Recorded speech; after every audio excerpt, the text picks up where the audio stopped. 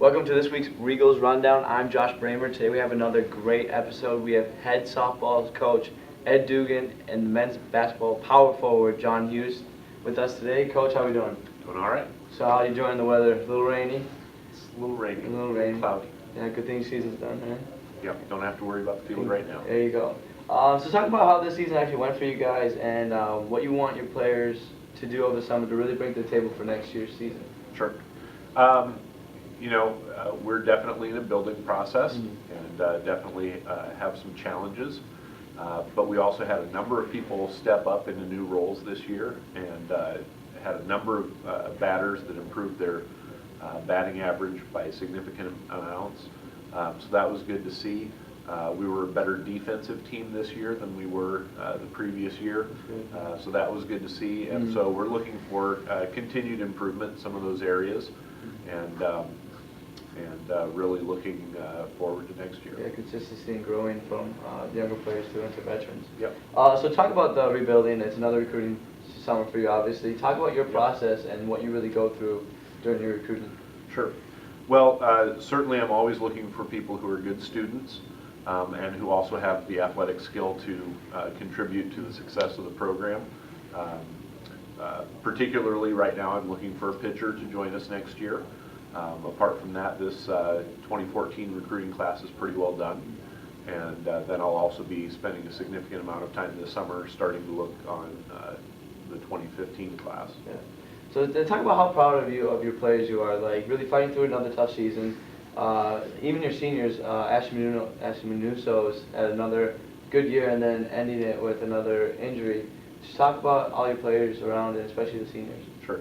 Yeah, unfortunately, Ashley did not get to play the final weekend, but at least she got through more of the season than she did last year, so that was a good thing. And but she definitely has a lot of heart and really worked hard, and had some other people who also, fought through some nagging injuries and that sort of thing. So that was, it was great to see the way that they fought. Yeah. Our seniors made significant contributions. Paige Schaus won 3 games in the circle this year, which is more than she won last year as a junior. And Caitlin played a lot at first base this year, as well as pitching. So she stepped into a new role there at first base and did a nice job for us. That's good. A little off question. I don't know, have you been watching the Minnesota Wild Series, Colorado? A little bit when we were on the bus, but overall I'm not a huge hockey fan. Who are you pulling for tonight? You gotta go with the home state, right? Gotta go with Gotta go with the home state then. All right, Coach. Thanks. Good luck recruiting this summer. Good luck to next season. Thank you. Okay. All right. And now we'll talk with men's basketball power forward John Hughes. John, thanks for joining me. No problem, man. All right. So talk about the new hiring of the coach. What do you think he will really bring to the table for you guys?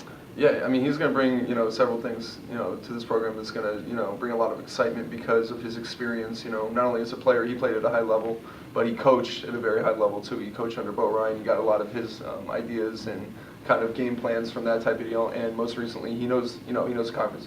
He was coaching at Moorhead as an assistant. Yeah. So I think you bring everything that he brings to the table and you bring it to UMC, and I think it's going to be a really positive, impact. And almost immediately, a lot of the guys are fired up about having a new guy who's a little bit younger, a little more excitement. So I'm really excited personally because I think he's going to bring a lot of positive impacts, for this year coming up. So I think that's really important. I think everyone's looking forward to that. Yeah. See what he can do, see what he can do with the players. So another off season, right? What are your plans for staying healthy and staying fit? I mean, I know you're living up here, so you have a place to work out. What are your plans? I'm gonna live in the weight room in the gym, man. That's great. I'm gonna work. I'm gonna have a job.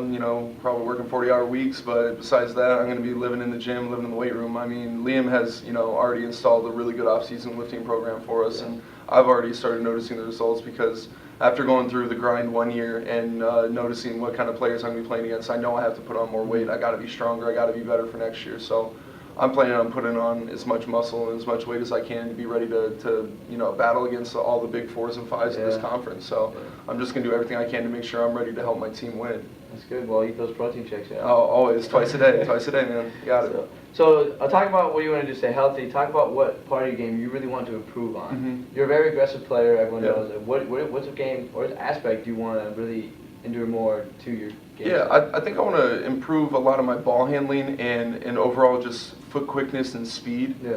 Because obviously I know I can physically battle with the other guys and my aggressiveness. I'm never going to back down from a challenge. So in that aspect, you always want to improve everything, but for me, I think improving my ball handling, improving my quickness, and being able to take people off the dribble and then find my teammates, with my passing, I think that's going to be some things that will help our team win. Just being a little bit less, one or two dimensional, just open up my game completely and allow myself to just play free because I'll have confidence in my dribbling, have confidence to be able to pump fake and get by people, and then find teammates or finish strong at the hoop. So there you go. There's just, that's the great thing I love. I've always loved about basketball. It's a sport where you can always continually improve upon different aspects of your game, whether it's shooting, ball handling, defending. That's one of the things our team is going to have to kind of hang our hat on is are we going to be a team that's going to defend for 40 minutes every game? And if we can do that, we're going to be much improved from last year. You're going to be in every game. Exactly. So another off question. Do you watch hockey? I do not. I do not. You're a basketball player, makes sense. Exactly. I grew so you're up watching the NBA playoffs. Yeah, I've been watching the NBA playoffs. So I'm going to skip the wild question. Who do you think is going to take home the NBA title? Oh, If you say he, I will walk out of this. I grew up in Fort Lauderdale, Florida. I already know the Miami Heat are going to win. They're not going to win. Okay, here's the thing though, is they're the number 2 seed in the East, right? And the number 1 seed is supposed to be the best team coming out of the East. Off the topic, well, kind of not off the topic. So you watch hockey? I do not. I never was really. I didn't grow up around basketball hockey. Kids, right? You tell them. So who do you think is going to win the NBA playoffs? I'm gonna go with my hometown team. Don't do it. I have to say it because they're the best team. Miami Heat. They're not the best. Miami Heat. They're not going to win. They are. They're not going to win. They're going to choke. With the way that the playoffs are set up in pretty much any sport, you have to beat a team in a 7-game series. And for the Heat, there's no team in the league that's going to beat them in a 7-game series. KD's just going to run a train on them. But they still have to get through the Spurs, and I don't think they can. I don't think they can. Wait, are they playing the Grizzlies? Yeah, but they can't even get through the Grizzlies right now. They're down 3-2, and it's going back. They're making it more exciting. It's going back to Memphis. They're making it more exciting. That's true. They could. All right. That's this week's Regal Rundown. I'm Josh Brehmer for another great episode. Make sure you tune in next week for our final episode of this season's Regal's Rundown. And Josh's final hurrah. And Josh, it will be my final performance. Yeah, so make sure you come and see that one. It'll be a big one. Nice birthday bash.